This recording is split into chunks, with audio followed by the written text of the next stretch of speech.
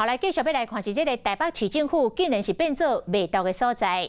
这个检警掌握到社会局一个女科员，甲人直接约伫咧市府的门口卖大麻啊，互人。啊，讲这个女科员伫咧卖毒品，伫咧网络顶拢是用本名，嘛拢是用家己的手机啊，一点仔都无像卖毒卖甲真老练的熟手。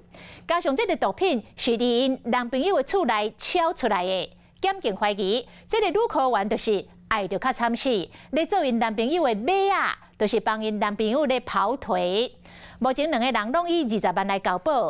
啊，这个女科员的弟弟嘛，互显出来咯，是一个健身的教练，常常伫咧网络顶分享运动健身的技巧，教人来维持着好体态。大家好，我是教练 Vivian， 我们今天要教的是硬举。7年前伫连锁的健身房做个人教练嘛，时常伫网络分享动训的这个影片，看起来真专业。唔那安尼尔，这个女科员通过国家的高考，后来伫台北市政府社会局服务，即马却因为卖毒品，互人掠去。为什么要是在市政府里面贩毒啊？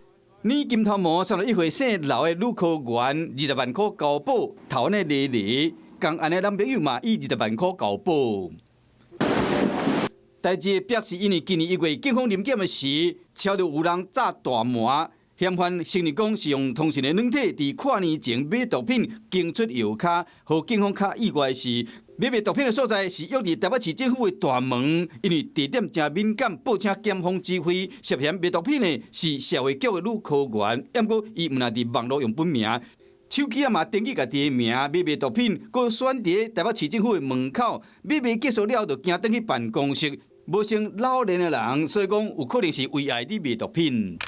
有同事讲，这个女科员上班的时真爱穿短裙，体型维持了真好，拢有真大方分享健身的技巧。想要到讲会伫市政府伫卖大麻，因为伊牵涉的是卖2级的毒品，相当可能会被判无期徒刑，可能是已经认罪啊，配合调查才会当交保。